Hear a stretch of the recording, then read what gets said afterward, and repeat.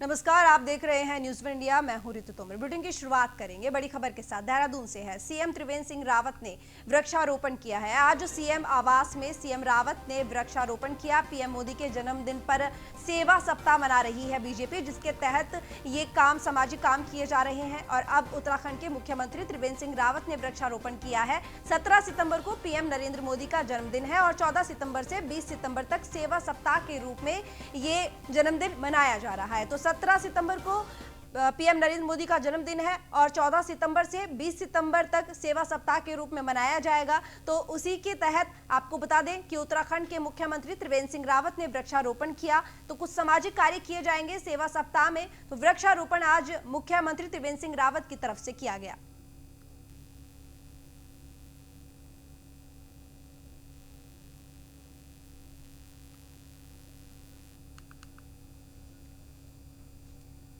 तो ये तस्वीरें आप देख रहे हैं, मुख्यमंत्री त्रिवेंद्र सिंह रावत वृक्षारोपण करते हुए आपको दिखाई दे रहे हैं। तो कि कुछ इसी तरह के सामाजिक कार्य किए जाएंगे, जैसे रक्तदान शिविर लगाए जाएंगे, वृक्षारोपण किए जाएंगे, फल वितरित किए जाएंगे और कुछ इसी तरह के कार्य बीजेपी के द्वारा किए जा रहे हैं। तो सेवा सप्ताह मनाया जा रहा है। 17 सितंबर को पीएम नरेंद्र मोदी का जन्मदिन है, इसीलिए उसी तर्ज पर आज उत्तराखंड के मुख्यमंत्री त्रिवेंद्र सिंह रावत ने वृक्षारोपण किया है, क्योंकि 14 सितंबर से 20 सितंबर तक सेवा सप्ताह मनाया जा रहा है, जिसके तहत ये सामाजिक कार्य किए जा रहे हैं।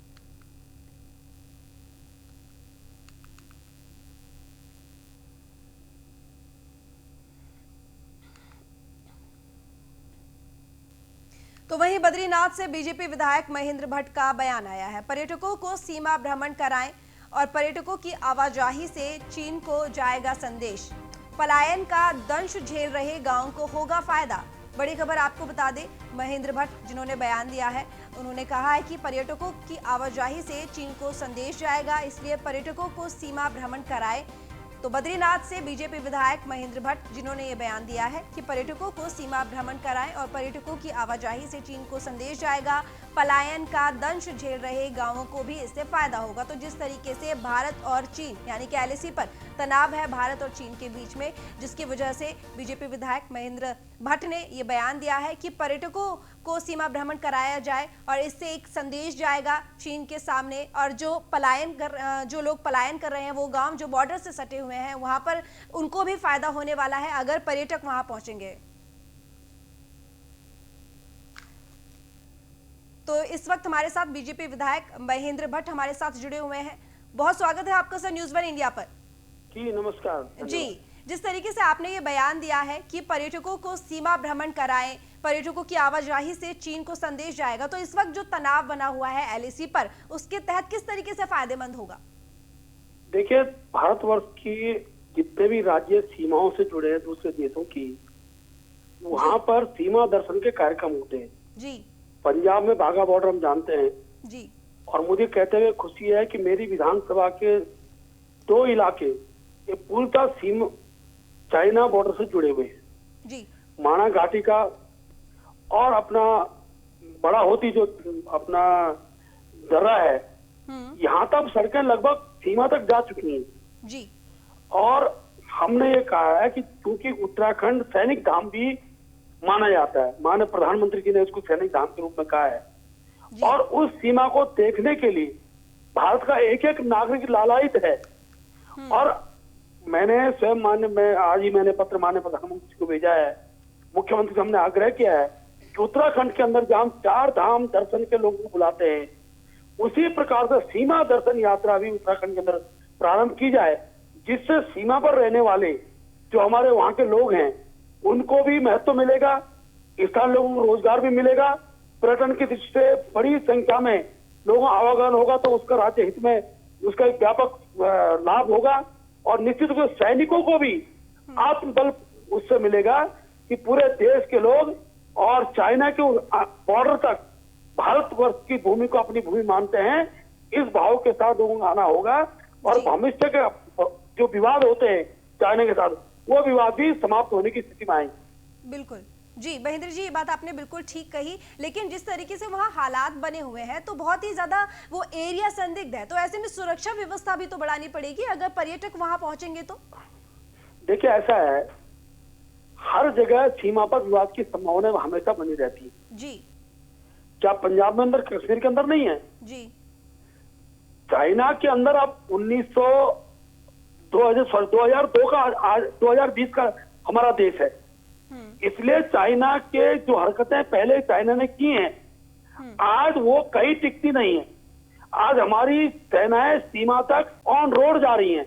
हमने सैनिकों के लिए वहां रसद पहुंचाने के लिए वहां के सारे लोगों का सहयोग लिया है।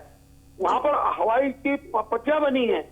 इसलिए सारे विषय को ध्यान रखते हुए सीमा पर, क्योंकि अपने देश की सीमा तो जाना है, अपने देश की सीमा से हम सीमा दर्शन करें, कैलाश मानसरोवर के दर्शन करें। इसके लिए निश्चित रूप से ये सीमा दर्शन यात्रा उत्तराखंड में प्रारंभ होनी चाहिए। जी बिल्कुल ठीक। लेकिन सर एक बात यह कि विवाद जो सीमा को लेकर है, उसको लेकर बार बार ये कहा जाता है कि सीमा अभी पूरी तरीके से निश्चित नहीं है।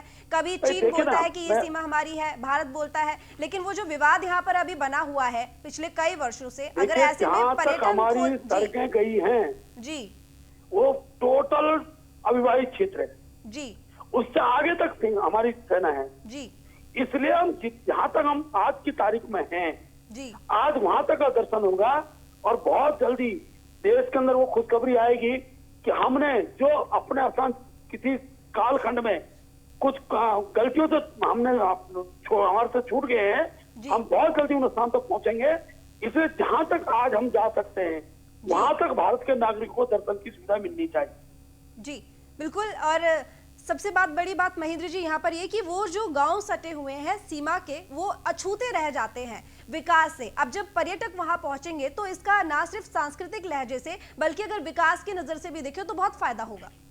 देखिए निश्चित रूप से जब देश के नागरिक किसी क्षेत्र में जाते हैं तो वहां से उनका हृदयात्मक भाव खड़ा होता है। जी, बहुत अच्छा पर्यटन स्थल है, बड़ी संख्या में लोग वहां आना चाहते हैं।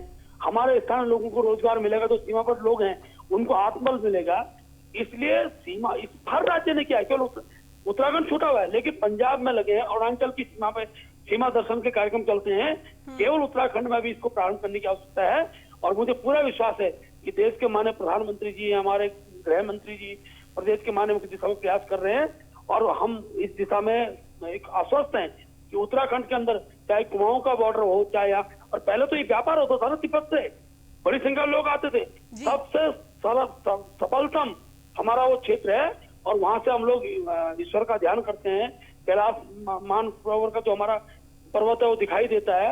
अभी जाने के वीजा लेना पड़ेगा, जब वहां तक लोग जाएंगे तो धीरे धीरे श्रद्धा का भाव खड़ा होगा और निश्चित रूप से स्थानीय पर्यटकों को भी हमको लाभ मिलेगा। बिल्कुल, कैलाश मानसरोवर की आप बात कर रहे हैं और वहां से लोगों का धार्मिक गहराव जुड़ा हुआ है, लगाव जुड़ा हुआ है, और अगर ऐसा हो जाता है तो बहुत ही ज्यादा अच्छा होगा। एक तरीके से बहुत ही ज्यादा जो भारतवासी हैं वो खुश होंगे, क्योंकि वो तो चाहते हैं ऐसी जगह पर जाना, और अगर ये चीजें हो जाएंगी तो एक बहुत ही अच्छा कदम होगा। तो क्या इस दिशा में प्रयास किया जा रहा है? देखिए ऐसा है, अभी मैं आपको बता दूं कि नीति हमारा अंतिम गाँव है जी, इस तरफ माणा बद्रीनाथ साइड में नीति घाटी का नीति गाँव अंतिम गाँव है जी। वहां पर टिम्बर सेन महादेव का मंदिर है जिसे हम बर्फानी बाबा का मंदिर बोलते हैं। बर्फ वहां बिल्कुल जैसा अमरनाथ के अंदर, जम्मू कश्मीर के अंदर अमरनाथ के अंदर शिवलिंग बनता है, उसी प्रकार का टिम्बर सेन महादेव के अंदर शिवलिंग बनता है।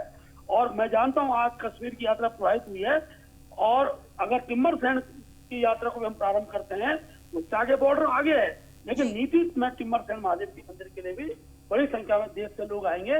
तो बॉर्डर पर जो लोग रहते हैं उनका आत्मबल खड़ा होता है, देश के साथ लोग खड़े दिखाई देते हैं और निश्चित रूप से हमारी सीमा सुरक्षा का भी एक बड़ा माध्यम ये बनेगा। क्योंकि चाइना को भी लगेगा कि भारत के नागरिक कहाँ तक हैं, भारत के नागरिकों को सीमा का किस प्रकार का भाव है। और जहाँ तक हमारे सैनिकगण हैं निश्चित रूप से उनको भी आत्मबल इससे प्रारंभ मिलेगा। महेंद्र जी बहुत धन्यवाद आपका न्यूज़ वन इंडिया के साथ जुड़ने के लिए। तो बद्रीनाथ से बीजेपी विधायक महेंद्र भट्ट जिन्होंने ये बयान दिया है कि पर्यटक सीमा पर पहुंचाए जाएं और अगर वो वहां जाएंगे तो कहीं ना कहीं चीन के खिलाफ चीन को जवाब मिलेगा और जो लोग वहां रह रहे हैं, सीमा से सटे हुए हैं, वो जो पलायन कर रहे हैं वो भी नहीं होगा, उनका विकास होगा। तो रुक करेंगे अब अगली बड़ी खबर की, जो कि देहरादून से आ रही है, जहां पर व्यापार मंडल ने सप्ताह में 2 दिन लॉकडाउन की मांग की है। कोरोना के बढ़ते संक्रमण को देखते हुए लॉकडाउन की ये मांग की गई है व्यापार मंडल की तरफ से। व्यापार मंडल से जुड़े व्यापारियों ने बैठक करके ये मंथन किया है।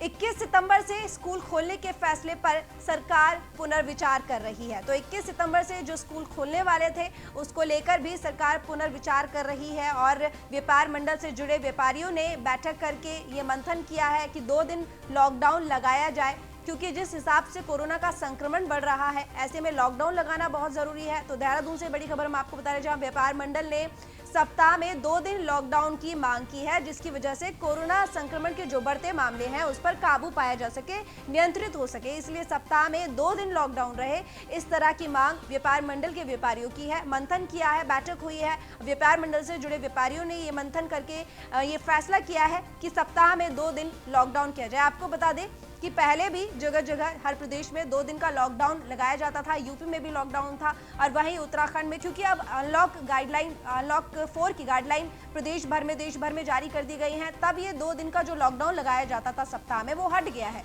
तो ऐसे में यहाँ पर उत्तराखंड के जो व्यापारी मंडल है वहाँ पर उन्होंने ये फैसला लिया है बैठक करके कि सप्ताह में 2 दिन लॉकडाउन लगाया जाना चाहिए, क्योंकि जिस हिसाब से, जिस गति से कोरोना संक्रमण बढ़ रहा है उसको देखते हुए ये बेहद जरूरी है कि लॉकडाउन हो, जिसकी वजह से कोरोना संक्रमण पर लगाम लगाई जा सके, कोरोना संक्रमण रोका जा सके, काबू में हो सके। इसी वजह से ये मंथन करके फैसला लिया गया है व्यापारी मंडल की तरफ से।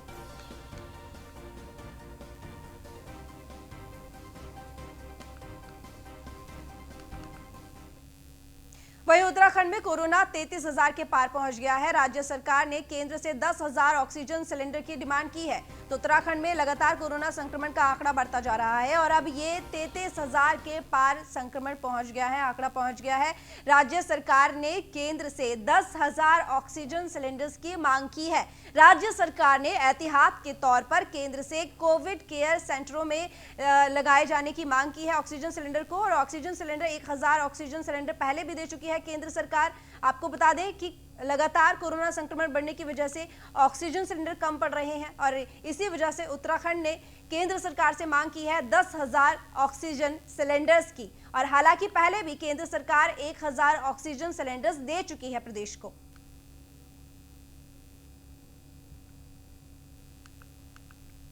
रुक करेंगे अगली बड़ी खबर की ओर। देहरादून में कोरोना पॉजिटिव करीब 30% मरीज गायब हो गए हैं। तो बड़ी खबर आपको बता दें कि देहरादून से, जहां पर कोरोना पॉजिटिव करीब 30% मरीज ऐसे हैं जो गायब हो गए हैं। रिपोर्ट पॉजिटिव आते ही मरीजों का फोन बंद हो जाता है। स्वास्थ्य विभाग और प्रशासन लापता मरीजों की तलाश कर रही है। आरोग्य सेतु ऐप पर पता लगते ही गायब हो जा रहे हैं पॉजिटिव मरीजों का लोकेशन ट्रेस करने की कोशिश भी कर रही है पुलिस और मदद ली जा रही है पुलिस की। तो आपको बता दें देहरादून में करीब 30% कोरोना पॉजिटिव मरीज ऐसे हैं जो ये पता लगते ही के बजट में 50% से अधिक की कटौती की है। भ्रष्टाचार पर जीरो टॉलरेंस की आड़ में राज्य की पंचायतों को मिलने वाली धनराशि में बड़ा गोलमाल किया जा रहा है। साथ ही कहा कि राज्य में कोरोना के संक्रमण को रोकने में पूरी तरह से विफल साबित हुई है सरकार।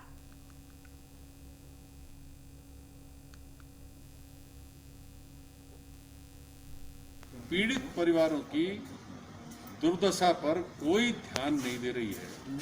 1 मई के महीने 13 मई को जो मुख्यमंत्री स्वरोजगार योजना लॉन्च की गई, उसमें मेरी जानकारी बेरोजगारों को रोजगार मिले।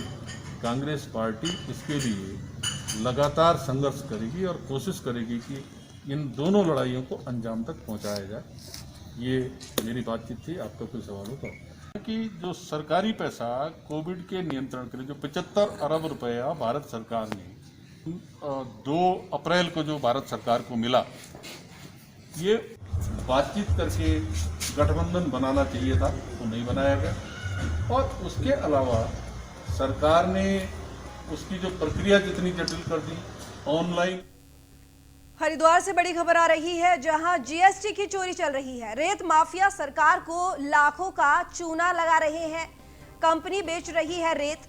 आपको बता दें कि वीपीएसजी इंफ्राटेक प्राइवेट लिमिटेड जो रेत बेच रही है कंपनी और बिना जीएसटी चार्ज किए ही ये ब्लैंक बिल दिया जा रहा है। संबंधित विभाग पूरी तरह से इस मामले से अभी तक अनजान है। तो बिना जीएसटी चार्ज किए ही ब्लैंक बिल दिया जा रहा है कंपनी की तरफ से। और आपको बता दें कि वीपीएसजी इंफ्राटेक प्राइवेट लिमिटेड जो कि रेत बेच रही है, ये वो कंपनी है जो कि बिना जीएसटी चार्ज किए ही ब्लैंक बिल दे रही है। हालांकि इस पूरे मामले पर संबंधित विभाग अभी तक अनजान है, उनको कोई भी जानकारी इस विषय में नहीं है।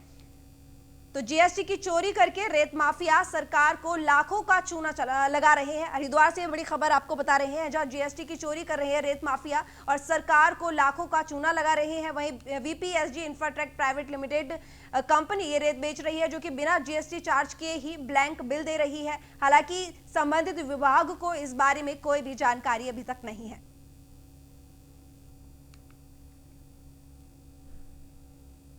तो वहीं टिहरी विधायक धन सिंह नेगी ने प्रधानमंत्री नरेंद्र मोदी के जन्मदिवस को लेकर जिला अस्पताल बरारी में आईसीयू की स्थापना की है। साथ ही उन्होंने मुख्यमंत्री त्रिवेंद्र सिंह रावत का आभार अभिनंदन भी किया। साथ ही कहा कि हमने 2 करोड़ 75 लाख रुपए की लागत से आईसीयू की स्थापना की और अपने चुनावी घोषणा को पूरा किया है। साथ ही बीजेपी के कई कार्यकर्ताओं ने रक्तदान भी दिया।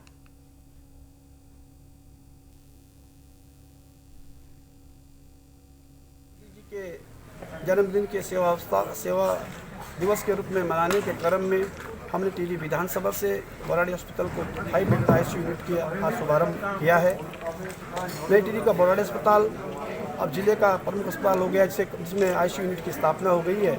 मैं इस अवसर पर माननीय मुख्यमंत्री जी का आभार अभिनंदन प्रकट करना चाहता हूं कि उनके अथक प्रयास से 2 करोड़ 75 लाख की धनराशि से हमने आज 5 बेड आईसीयू यूनिट की स्थापना नई टिहरी में की है। एक प्रकार से हमने अपनी चुनाव घोषणा का एक महत्वपूर्ण आज पूरा किया है। बाजपुर से खबर, जहां एक संस्था के अध्यक्ष ने देश में हो रहे बलात्कार, छेड़छाड़ और कत्ल की घटनाओं से नाराज होकर गले में जूतों की माला डालकर प्रदर्शन किया। प्रदर्शनकारियों के समर्थन में शहीद भगत सिंह के पौत्र बलविंदर सिंह ने भी मुहिम को अपना समर्थन दिया है। साथ ही बलविंदर सिंह ने कहा कि बलात्कार होना देश पर एक कलंक के समान है। यदि देश में ये घिनौना काम बंद हो जाए तो हमारे देश की विश्व में अलग पहचान होगी। देश में जो इतने अपराध हो रहे हैं, मासूम बच्चियां मारी जा रही हैं, उनको और देश के सभी नागरिकों के लिए न्याय और सुरक्षा सुनिश्चित करने के लिए और सभी को सस्ता न्याय मिले, इसके लिए हम आंदोलन चला रहे हैं। और आज अभी तक हमारे साथ पिछले हफ्ते बहन सायरा बानो जो ट्रिपल तलाक का मुकदमा लड़ चुकी हैं, उन्होंने साथ दिया है और उन्होंने कहा है कि हम हमेशा साथ देंगे। अब करप्शन बढ़ा है, करप्शन हो रहा है। अगर तो कोई गरीब है, वहाँ पे उसकी बच्ची के साथ रेप हो रहा है, तो बात अब भी बिलासपुर साइड चले जाइए, रामपुर साइड जाइए, वो दब जाती है क्योंकि वो गरीब की बच्ची है।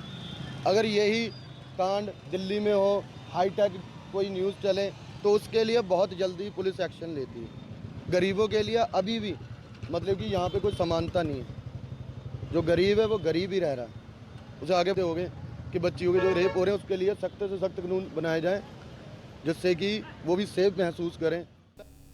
देहरादून से खबर है, जहां सड़क हादसे में 2 लोगों की मौत हो गई है। ट्रक और मोटरसाइकिल की टक्कर से ये हादसा हुआ है। हादसे की जानकारी के बाद मौके पर पुलिस पहुंची। पुलिस ने दोनों मृतक युवकों के परिजनों को जानकारी दे दी है। तो सड़क हादसे में 2 युवकों की मौत हो गई है। हादसे की जानकारी के बाद पुलिस मौके पर पहुंची और साथ ही परिजनों को, मृतक जो युवक है उनके परिजनों को भी जानकारी दे दी गई है पुलिस की तरफ से। तो 2 लोगों की मौत हो गई है सड़क हादसे में और ट्रक और मोटरसाइकिल की टक्कर से ये हादसा हुआ है, जिसमें 2 लोगों की मौत हो गई है। हालांकि मामले की सूचना पाकर पुलिस मौके पर पहुंची और इस पूरे मामले की जानकारी मृतकों के परिजनों को भी दे दी गई है।